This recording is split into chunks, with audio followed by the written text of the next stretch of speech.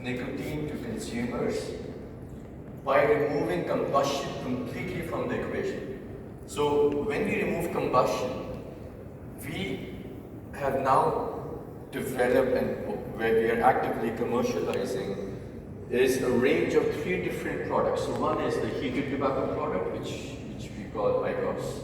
That is the world's leading heated tobacco product in the world. It still uses tobacco, but it doesn't burn tobacco. It only heats tobacco at a high temperature. There is no burning, and because there is no burning, the harmful chemicals which are associated with cigarettes are not released. And that still gives consumers the nicotine satisfaction that they are looking for. Then the second category that we have today is the vaping platforms, which again we're here today and we see a lot of examples as well. And the third one is our very recent product offering, which is called Zyn, which is a nicotine pouch. Nicotine pouches also again release nicotine. We use pharma-grade, scientifically backed science or products and ingredients to make sure that when consumers are using it, nicotine is still released. And again, this is one of the ways of how a cigarette smoker can stop using cigarettes and move to some of these products. The goal is that because we have 1 billion smokers, we know one solution will not, or one product offering, or one experience will not work for them. Not all of them will say, okay, I only want this option. So from our side, we're making sure that we have a range of different products which deliver different experiences for different moments. They're all scientifically backed. I mean, for example, today in Philip Morris, a lot of our science that again substantiate these products and the harm reduction of these products, we have more than 500 peer-reviewed articles. 50 of them are all independent articles and different publications validating the science and the research that we have. All of this is to make sure that we're providing consumers with a range of options which are all scientifically backed, validated not just by us but also other neutral third-party scientists and peers to provide consumers these choices. So from the lens of Philip Morris, our ambition is that we are commercializing responsibly, marketing these products again responsibly, as fast as possible in all the countries that we are selling cigarettes. Today we have around 95 countries where we are selling our smoke-free products. And within these 95 countries, more than 45, 46 countries, we are selling more than one smoke-free product. So the goal is again to expand as much as possible, as fast as possible, and provide adult smokers all over the world the range of these 3 options that we have. I wanted to ask you just quickly, seeing that you are operating so many markets, do you find that there's a certain difference with which people are engaging with your product? So is it different in different parts of the world with the product? Or you might not have that answer straight to hand, but I was just wondering if you notice it. Are there areas of the world that engage more with your pouches than they would with heated tobacco, or are there areas that engage more with vape than the pouches? Have you noticed any kind of difference within the populations?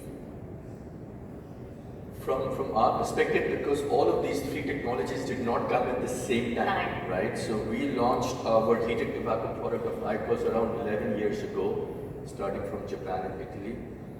So we see that heated tobacco with IQOS, we have made significant progress in the countries where we are available, where consumers have quit smoking and moved to these products. And very recently, over the last 3 to 5 years, we've also started expanding a lot our vaping products and our nicotine pouch products of Zyn. Now, as we stand today, there is also an inflection point for the adult smokers where they are starting to see all these 3 categories at the same time. This hasn't happened before in the past. I mean, this is only a very recent phenomenon. So even our adult smokers, they're also trying to understand the different options available. They're also trying to understand the science and the experience behind all of these products. And what we see clearly is that even then, it's not like a consumer will only stay with one product.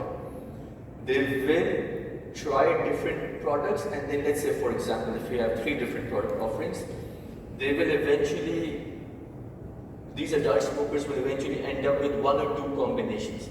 Exactly. So their process of evaluating the products and then figuring out what's the right one or what is the right combination of these products also is something that even the consumers are learning, or the adult smokers are learning as we go along the way. But the combination is important, because it is also very clear that again, one product or one technology is not going to address the needs of 1 billion smokers. We need to provide them range and options, again, marketed responsibly, backed by science, and then it's for the adult smokers to choose what product or combination of products fits their lifestyle. Dr. Dabi, I saw you nodding incessantly. Add to the conversation with. Yeah, I quite agree with Sam with what he said about the information, because innovation is one thing, while information is another. Currently, I do believe that there is quite an important issue, a very noticeable issue of asymmetric information, where consumers are not very aware of what is happening in the innovation, but that can be changed. For example, as a professor from an academic area, I know that for example, like PMI has PMI Science, and BAD has Omni. Both of these platforms are, important way of, sending correct information to the users as well as the regulators. But that is far from enough. I mean, every stakeholders will need to participate in this, process, this pathway of educating both the users as well as the regulators, so that at last the information should be sufficient and symmetric, so that everyone knows that the next generation products are risk reduced. So far, I do think that there's still a long way to go for the efforts to be paid in this way. So I definitely encourage more researchers to participate in this field, because in my university we conducted a lot of research, especially, as I said, evidence-based research regarding the transformation.